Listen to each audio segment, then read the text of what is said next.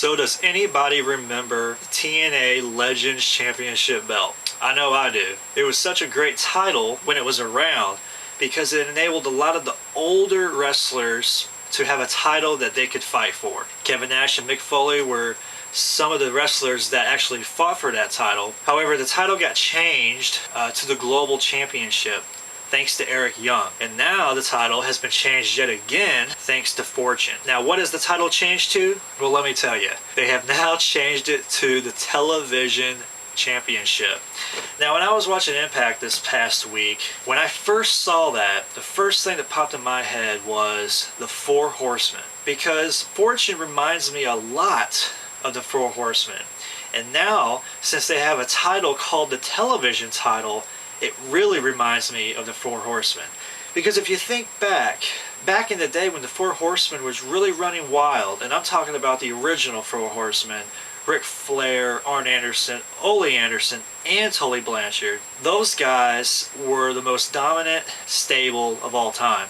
In fact, many call them the original stable. They always had all the belts. It didn't matter. Flair was always the world champion. Arn Anderson and Ole Anderson were usually always the tag team champions. And Tully Blanchard was always the television champion. And now that TNA has changed their global championship to a television title, it kind of makes me think that they are trying to introduce the new age wrestling fans to a new style for Horsemen, if you will. Now, they already have the same exact hand gesture as the original Four Horsemen, which is a blatant ripoff. However, the only thing that gives them credit is the fact that they have Ric Flair as their manager, if you will, the J.J. Dillon of the original Four Horsemen. It's kind of funny, kind of crazy actually, to think about it this way, but Flair obviously was the leader of the Four Horsemen back in the day, and now he's kind of traded positions, and he is now the manager of the new group, Fortune. And all the wrestlers that are in the group are kind of similar. You have television champion AJ Styles, who is basically playing the role as Tully Blanchard. And now you have the tag team of the group, Beer Money.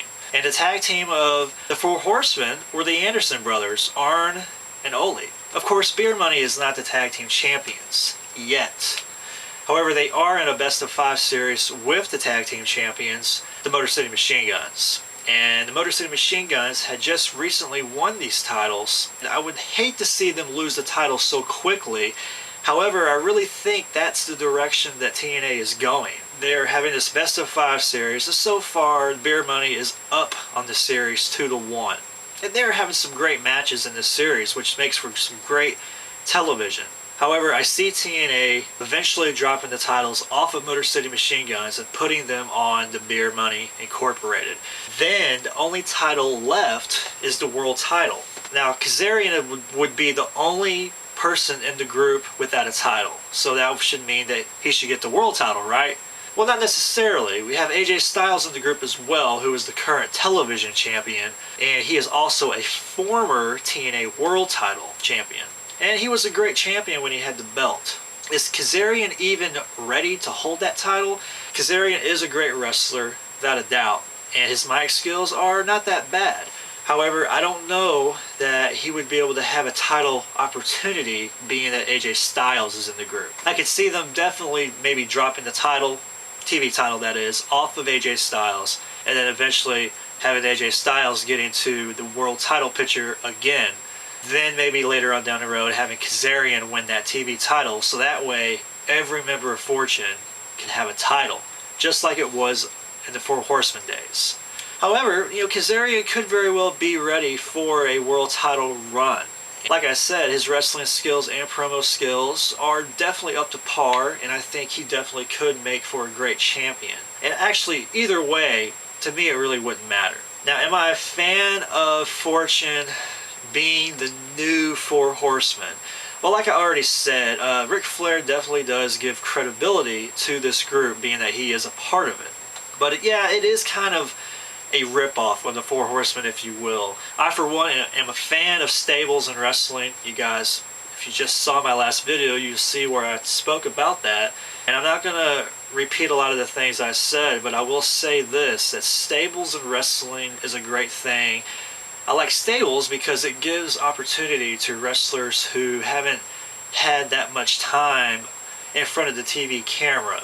Stables usually have a couple members in them that are already established, with a few undercarders, maybe mid-carders, and those under and mid-carders, they get to stand around in the group and look important. That's what stables do. And usually each member in the group gets a chance to talk. And if they don't get to talk, they usually get a chance to beat up on somebody, which is always good. They're getting airtime, and that's the main thing about stables. It gives everybody that is involved an opportunity to be seen on TV. And like I was saying in my last video, a lot of the people that we like that don't get much TV time can be seen if they're in a stable. So what do you guys think? Are you guys enjoying the group that is Fortune? And am I right or wrong about the similarities between them and the Four Horsemen? I definitely feel that these two groups are definitely running parallel together.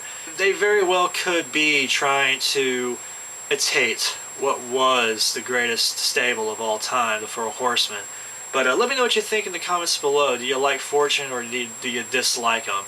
Right now I'm enjoying it, and it's entertaining.